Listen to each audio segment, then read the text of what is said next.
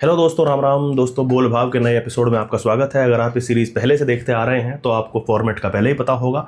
अगर आप पहली बार देख रहे हैं तो टेंशन लेने की कोई ज़रूरत नहीं है, अगले 1 मिनट में आपको फॉर्मेट समझ में आ जाएगा। इसके साथ ही मैं चाहूँगा कि आप पिछले एपिसोड्स भी देखें जो मैं वीडियो के अंत में लगा दूंगा। आज हम जिस गाने की बात कर रहे हैं, जिन बोलों के हम भाव बताने वाले हैं, वो हाल ही में आई फिल्म थामा से है और गाने का नाम है पॉइजन बेबी। तो बिना वक्त ज़ाया किए आइए आरंभ करते हैं। लेकिन उससे पहले अगर आप इस चैनल पर पहली बार आए हैं तो कृपया करके चैनल सब्सक्राइब कर दीजिएगा और बेल आइकन दबा दीजिएगा ताकि मैं जो भी नई वीडियो बनाऊं आपके पास नोटिफिकेशन पहुंच जाए। तो हम दिल के बुरे नहीं, बस एक खराबी है, आदत से नहीं हम शौक से शराबी हैं। गाने के पहले इस शेर के माध्यम से लोग सोच रहे होंगे कि यहाँ वही बॉलीवुड या दारू सिगरेट शराब का गाना बजने वाला है। नहीं दोस्तों, नहीं।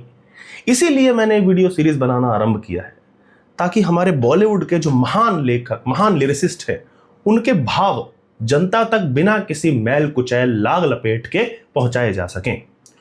लोग भावों को समझते नहीं है, डीप नहीं जाते लिरिक्स में। आपको पता ही है बॉलीवुड वाले कितने डीप लिरिक्स लिखते हैं। मैं अपने इस बोल भाव सीरीज से यही करने वाला हूं, क्रांति लाने वाला हूं मैं, पहले यूट्यूब समाज में फिर पूरे बॉलीवुड समाज में, इसी तरीके के डीप लिरिक्स में डूब डूब के। आप सोचिए कि ये शेर किसी भी नशे के या शराब के विषय में कैसे हो सकता है, जबकि इसे लिखने वाला या बोलने वाला इतने साफ दिल का मालिक है जो खुद ही बता दे रहा है कि मैं दिल का बुरा नहीं हूं, पर फिर भी उसमें एक खराबी है, वो खुद बता रहा है। सोचिए, आज के कलयुग में क्या कोई व्यक्ति अपने खुद की खराबी बताता है भला? और दूसरों की बताने लगते हैं, पर यहां वो अपनी बता रहा है। इससे पता लगता है कि वो समाज को, देश को संदेश देना चाहता है। एक तरह का मैसेंजर इसे भी कहा जाना चाहिए। और अगली ही पंक्ति में वो चाहता तो छुपा सकता था। वो अपनी शराब की इस लत को उसी तरह स्कूल से लेकर कॉलेज और मोहल्ले तक के दोस्तों पे डाल सकता था जिस तरह हर तीसरा लौंडा डाल देता है। जब घर पे बेल्ट पड़ती हैं तो पहली चीज लौंडे यही बोलते हैं कि फलाने दोस्त ने बिगाड़ दिया, उसने पीनी सिखा दी, ब्रो 2 पैक के बाद मीठी मीठी लगने लगती है, ये बोल के पीनी सिखाई और अब कड़वी भी मीठी लगने लगी है। जिस देश और समाज में लौंडे ऐसी ऐसी बकरचैटियां करते हैं, अपने शराब की लत को छुपाने के लिए दूसरों पर डालते हैं, ऐसे समय में ये महापुरुष अपने मुंह से बता रहा है कि वो शौक से शराबी है। यानी कि वो कोई मर्दानगी दिखाने के लिए बना हुआ बेवड़ा नहीं है, ना ही कोई हौज खास या हडसन लेन में उल्टी करती लौंडिया की तरह है जो फेमिनिज्म नामक कुएं में दारू और सिगरेट के नाम पे कूद के अपनी शहादत दे देती है। ना ना ना, वो इन दोनों शराबियों से बहुत अलग है, बहुत ऊपर है। वो अपनी इच्छा पे जीता है, या भारत की पहली मेंटल हेल्थ एम्बेसडर के शब्दों में कहूं तो माय चॉइस की विचारधारा पे जीता है। आगे कहता है कि क्या होगा साकियों का जो हम पीना छोड़ दें, कि क्या होगा साकियों का जो हम पीना छोड़ दें, पीना छोड़ने से बेहतर है जीना छोड़ दें। आहा, मुखड़े से ही पता लग रहा है कि कितना देशभक्ति से भरा हुआ ये गीत है और हमारा कवि है। कवि कितना देशभक्त है, इस बात का अंदाजा आप इसी चीज से लगाइए कि गाने के मुखड़े में ही वो रोजगार की बात कर रहा है। कहता है कि शराबी लोग यदि पीना छोड़ दें तो साकियों की तो नौकरी चली जाएंगी, बेरोजगार हो जाएंगे वे लोग। वैसे भी साकियों की जो नौकरी होती है सुन के वैसे सरकारी नौकरी जैसी लगती हो, पर होती नहीं है। इसलिए मैं कांग्रेस के माननीय नेताजी कन्हैया भाई कुमार से अनुरोध करूंगा कि वे सभी साकियों को सरकारी नौकरी दिलाने की मांग उठाएं और तब तक आंदोलन जारी रखें जब तक हर साकी सरकारी नौकर नहीं बन जाती। वो ही ऐसा कर सकते हैं, ये मैं जानता हूं। अभी अभी उन्होंने बोला भी था कि अडानी को अपनी प्राइवेट फैक्ट्री में लोगों को सरकारी नौकरी देनी चाहिए। ऐसा एक कार्यजयी नेता इस तरह के विचार सोच सकता है और समाज पे अप्लाई भी कर सकता है। कन्हैया जी अलग अलग बार और पब में जाकर इस बात का प्रचार करें कि सभी साकियों को सरकारी नौकरी मिले, एकदम पक्का किया जाए। वैसे भी देश पे जो गुजराती राज कर रहे हैं उन्होंने ये सब फैलाया हुआ है। अपनी स्टेट में तो पूरी तरह बैन कर रखी है, ड्राई स्टेट है। अब क्या भरोसा कल को पूरे भारत में ही बैन कर दें, फिर तो लोगों की शराब की लत छूट जाएगी। और जैसा कि कविवर महोदय यहां बताते हैं कि अगर लोगों ने पीना छोड़ दिया तो साकी बेचारी क्या करेंगी, फिर वो तो हो गई ना बेरोजगार। तो इतने सारे बेरोजगार साकियों के लिए क्या सरकार के पास कोई फ्यूचर प्लान है, पूछता है भारत का एक छोटा सा यूट्यूबर। वो तो अच्छा है कि हमारे इस देश के शराबी इतने कंसिस्टेंट और लॉयल हैं कि अगली ही पंक्ति में कवि महोदय ने बता दिया कि पीना छोड़ने से बेहतर तो यह है कि वो जीना ही छोड़ दें। सही बात है। मैं तो वैसे भी दो ही तरह के लोगों का बहुत सम्मान करता हूं, बड़ा फैन हूं उनका। एक तो वो सैनिक जो -50 डिग्री में सियाचिन में अपनी हड्डियां गला रहे हैं, दुश्मन की गोली खाते हैं, बलिदान होते हैं। और दूसरे वे कंसिस्टेंट लॉयल शराबी भाई मेरे, जो केवल इसलिए अपनी जान दे देने को तैयार हैं क्योंकि उसे शराब छोड़ने का आग्रह किया जा रहा है। आप ही सोच के देखिए दोस्तों कि किसी साकी की नौकरी बची रहे इसलिए हमारे शराबी भाई कितना स्ट्रगल करते हैं, खुद जहर पीते हैं ताकि किसी साकी के घर में अंगीठी जल सके। और ये जालिम सरकार जो है ये तो चाहती ही नहीं कि गरीबों के घर में अंगीठी जले, सबको गैस सिलेंडर पकड़ा दिए हैं। तभी आजकल जो बीमारियां अमीरों और मिडिल क्लास में होती थी अब गरीबों के भी होने लगी है। पेट में गैस की समस्या इसीलिए बढ़ रही है। आगे कविवर लिखते हैं कि गिनने पड़े गिलास तो गिनती न छोड़ दें, पीना छोड़ने से बेहतर है जीना छोड़ दें। मित्रों, इस पंक्ति में पता लगता है कि कवि की और पीने वालों की दोनों की कितनी डेडिकेशन है। पैशनेटली पी रहे हैं लोग, ऐसे नहीं है उनके फालतू पेबास नहीं है। वैसे दोनों में कोई अंतर भी उतना खास नहीं है। गाने के लेखक ने बिना पिए शायद ये गाना लिखा नहीं होगा, क्योंकि बिना पिए यदि इस तरह के विचार आ रहे हैं फिर तो शायद जीना छोड़ ही देना चाहिए।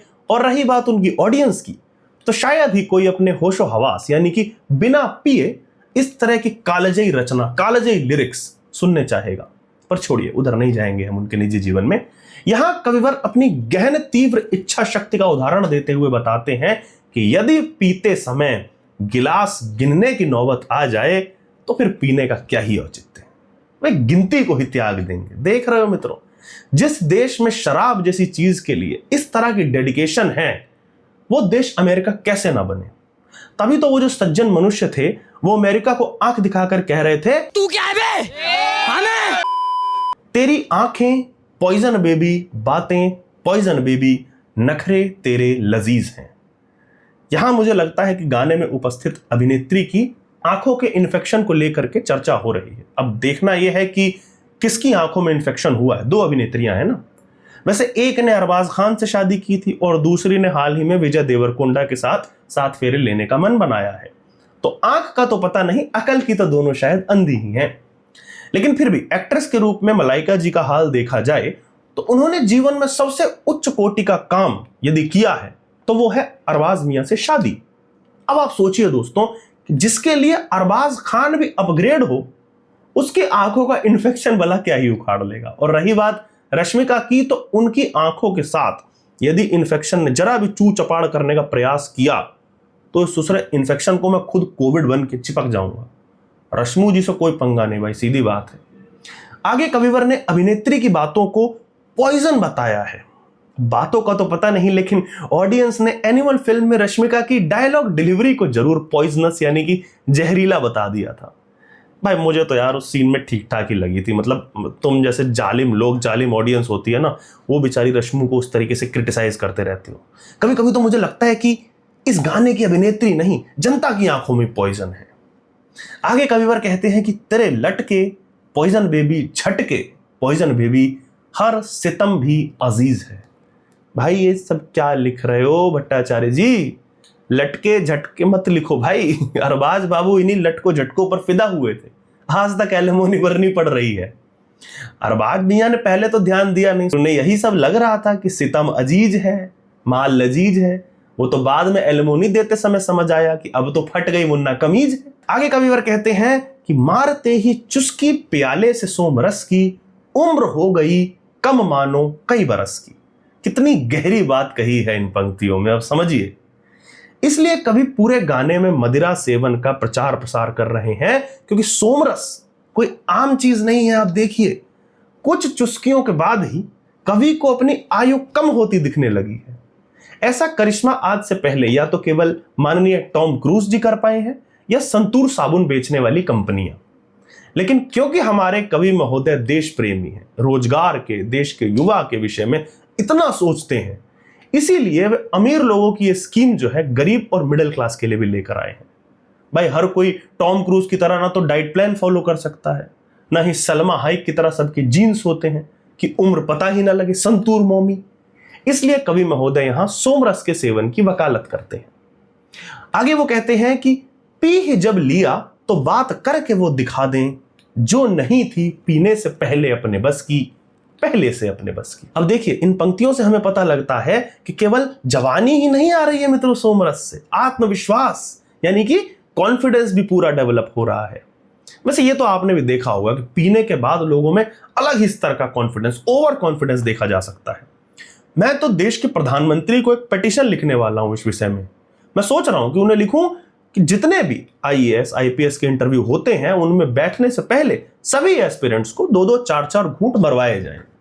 यहां तक कि देश की किसी भी कंपनी में, प्राइवेट हो या सरकारी हो, इंटरव्यू से पहले 2 पैग अनिवार्य कर ही देने चाहिए। फिर देखिए लोगों का कॉन्फिडेंस इंटरव्यू में। आप बड़ी बड़ी हस्तियों का उदाहरण लीजिए ना दोस्तों, रामानुजम हुए, एपीजे अब्दुल कलाम, राजा रमन्ना, होमी बाबा, सीवी रमन। आप किसी की भी जीवनी उठा लीजिए, उनके विचार पढ़ के देखिए तो आप जानेंगे कि मेहनत, डेडिकेशन, ये सब चीजें तो बहुत निचले पायदान पे आती हैं। इनमें से किसी को भी जब अपनी रिसर्च को लेकर के कॉन्फिडेंट फील होना होता था, कॉन्फिडेंस चाहिए होता था, तो वे लोग सबसे पहले 2 पैग ही मारा करते थे। इसीलिए गाने के माध्यम से कविवर ये शानदार संदेश हमारी आने वाली पीढ़ियों यानी कि जेन जी, अल्फा, बीटा, गामा, थीटा सबको दे रहे हैं कि पियो सर उठा के, सक्सेस चूमेगी कदम आके।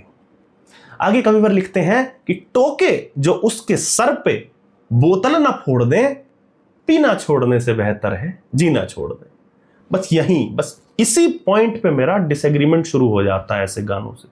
भाई सब कुछ स्लोली स्मूथली चल रहा है, यूथ को इतने शानदार संदेश हम दे रहे हैं। कॉन्फिडेंस के लिए मदिरा पान आवश्यक होता है, 2 ही चुस्की मारो तो जवानी आ जाएगी, बेबी के नखरे लजीज, सितम अजीज। इस सब के बीच में ये हिंसा मतलब कहां से आई? भाई सर पे बोतल फोड़ना, चलो माना कि इस गाने में जो नाच रही हैं वे पहले ऐसे खानदान में ब्याही हुई थी जहां मारने, पीटने, धमकाने का कल्चर रहा है। इंसान तो क्या, वहां तो जानवरों तक को नहीं छोड़ा जाता था। लेकिन इसका मतलब ये थोड़ी है यार कि गाने के माध्यम से ऐसे हिंसक संदेश हम युवा पीढ़ी को देने लगे ना। Very disgraceful. मैं इसका बिल्कुल प्रमोशन नहीं करता। अरे भाई, अगर कोई पीने से आपको रोक रहा है, कोई टोक रहा है, तो उसे आप उसी तरह तर्कों से समझाएं जैसे कि इस पूरे वीडियो में मैंने समझाया। कितने फायदे गिनवाए मैंने सोमरस के, और सर पे बोतल फोड़ने से फायदा क्या होगा आप बताइए। आप देखिए कितनी सुंदर सुंदर कांच की बोतलों में मदिरा आती है। अब इस तरह के हिंसक संदेश अगर जनता के बीच में दिए जाएंगे तो शराब की कंपनियां फिर वही प्लास्टिक की बदसूरत सी बोतलों में दारू परोसने लगेंगी। फिर पीने के बाद वही पिचकाते रहिएगा तेल की बोतल की तरह। तो सर पे बोतल मत फोड़ो भाई, लोगों को जागरूक करो। जैसे कि मैंने छोटा सा वीडियो बना के लोगों को जागरूक किया, सोमरस के लाभ गिनवाए। मैं तो कहता हूं ऐसे गाने और आते रहने चाहिए ताकि मैं भी ये सीरीज आगे कंटिन्यू रख सकूं। और बॉलीवुड जो दशकों से नशे पत्ते जैसी उत्तम चीजें प्रमोट करता आ रहा है हमारे समाज में, उसकी भी स्ट्रीक बनी रहे, खराब नहीं होनी चाहिए। तो दोस्तों, मैंने हाल ही में आई फिल्म थामा के पॉइजन बेबी गाने के बोल के भाव स्पष्ट करने का प्रयास किया। आशा करता हूं आपको आनंद आया होगा, और अगर आनंद आया है तो अकेले आनंद नहीं लेना चाहिए। Sharing is caring. अपनी फैमिली के साथ, दोस्तों के साथ वीडियो साझा करें, व्हाट्सएप पे, फेसबुक पे, जहां भी आप करना चाहें। इसके साथ ही आपको क्या गाने में पसंद आया, कौन सी लाइन सबसे ज्यादा पसंद आई, वो आप कमेंट में बता सकते हैं। अपने विचार और भी आप कमेंट में बता सकते हैं। थामा फिल्म को लेके, इस गाने को लेके, इस तरह के और गानों को लेके आप आगे इस सीरीज में और कौन से गाने देखना चाहते हैं वो आप कमेंट करिएगा। मैं प्रयास करूंगा अभी मैं यही कह सकता हूं। इसके साथ ही अगर आप चैनल पे पहली बार आए हो तो कृपया करके सब्सक्राइब कर दीजिएगा, बेल आइकन दबा दीजिएगा। जो भी मैं नई वीडियो बनाऊंगा आपके पास नोटिफिकेशन पहुंच जाएगा। नीचे मेरे सोशल मीडिया लिंक्स हैं, यहां पे आप मुझे फॉलो कर सकते हैं। वीडियो अंत तक देखने के लिए आपका बहुत बहुत धन्यवाद।